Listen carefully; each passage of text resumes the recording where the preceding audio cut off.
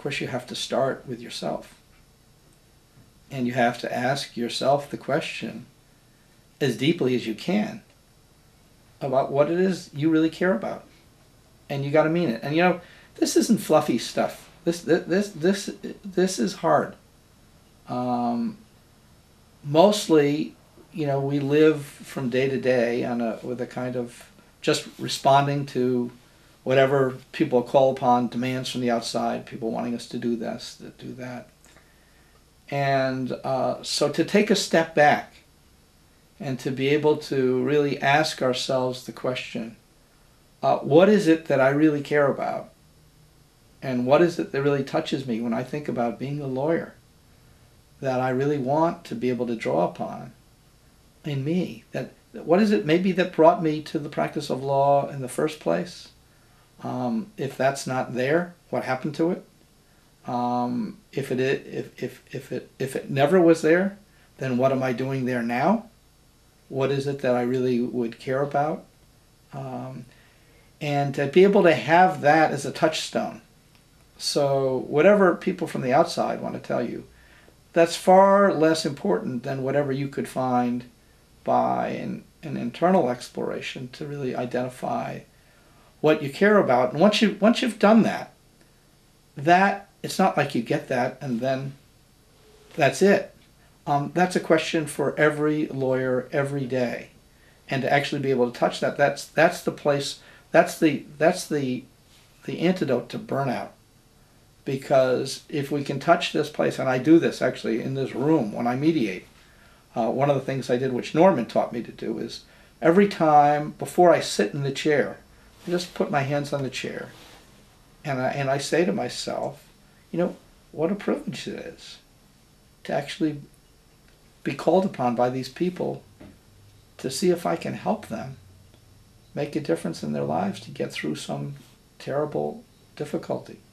And so when I do that and I just take that moment of reflection and realize what a privilege it is, it brings me into a relationship where I realize it is a kind of sacred trust, this professional trust. And so if we treat it that way, and we treat people with respect, and as if they deserve for us to be able to bring the best of ourselves into our relationship with them, it might not help at all, but it might. And that's the bet that I'm willing to make, that if you're a lawyer and nobody else in town is interested in this but you're willing to do this and put yourself in a position of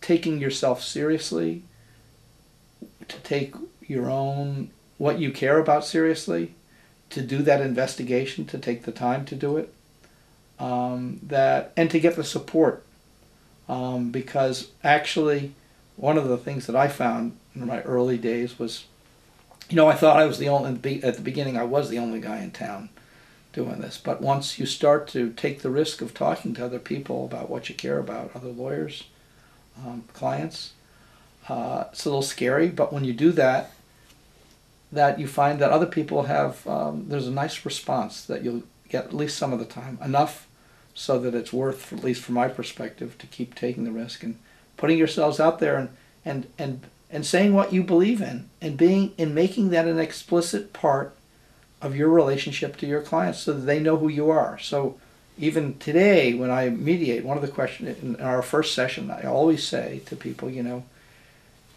I want you to know who I am. Any questions you have about me are fair game. I mean, whatever it is you're going through. I used to be, in my early days, I was doing a lot of divorce. I still do some. I've also done a lot of commercial disputes, and I've been particularly recently been doing some environmental disputes that I find very challenging, with lots of people in the room. And even with that, what I see is there's some aspiration in each of us, each person, that if we can touch into it, bring and touch the best in people, and that comes from our being able to touch the best in ourselves.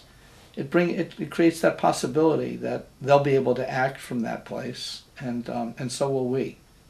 When we're talking about issues that are very hard to define, like spirituality, talking about people being authentic, being themselves, uh, the words don't really capture the experience of what it is I think that we're reaching for. And so it's important not to mistake the joining up as the thing, or the being to be part of this. I think it's really, we need to kind of each find our own struggle, and the more facile we become at describing what we're doing, that probably means we're moving away from whatever it is, because this is hard, and to keep trying to find the right word to capture it is what it is we really think animates us, is really at the core of us, and this is very deeply personal. And so each of us has to kind of go through our own soul searching to find out what it is we really care about, and not let somebody else kind of paper that over for us, or cover that, or describe that for us, but to actually live with our own struggle to find the right word and the right impulse that really allows us to feel that we are at the center of all of our interactions, and it's not about us. And that's one of the things that's really challenging about, because as we start to bring the focus of who we are into this, there are a lot of distortions that can come about. One of them is, it's all about us. So what we moved away from was this, well, it's not about us at all. I'm not a person as a lawyer. I'm just this. I'm in this role. And then we moved to, okay, I'm really a person. And that's not it either. That we still have our relationships to our colleagues, our relationships to the people that we work with, people in conflict.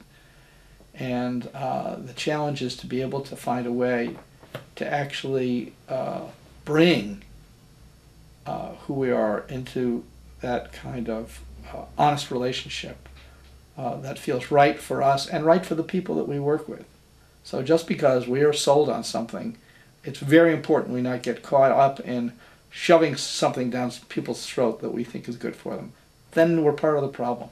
Now we finally, Jack and I, it only took us 10 short years to write our book called Challenging Conflict Mediation Through Understanding, where we've actually tried to put out our model as it applies to non-family cases. The earlier book, A Guide to Divorce Mediation, which was 15 years ago,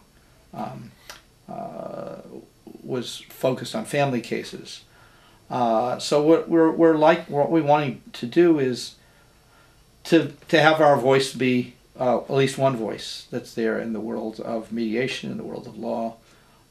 The new book is published by American Bar Association in cooperation with Harvard's Program of Negotiation. Our website is mediationinlaw.org, one word like mother-in-law. We'll continue to update you with what we're doing. We're actually going to be putting out a monthly newsletter, so we're asking people to kind of be part of all this. Somebody said something to me once in a training program at the end, and she said at the end of the program, you said it on the 5th day. She said, well, as she was mediating and I was trying to help her get unstuck, and I said, the whole point of this is for you to just find a way to be yourself. And she said that was an incredibly liberating moment, that she wished I'd said it on the first day of the training program. But that's what this work is. So we're not trying to ask people to be like us. We're really, the whole point of our model of mediation, the whole point of our approach to law is to really help each lawyer find their own way where they feel like they can be more themselves, and have that be at the core of who they are as lawyers, and have that be expressed in their lawyering. And that's going to look different for many of us. And that's a good thing, that we not all look the same, all feel like we're doing the same thing that looks the same to everybody else.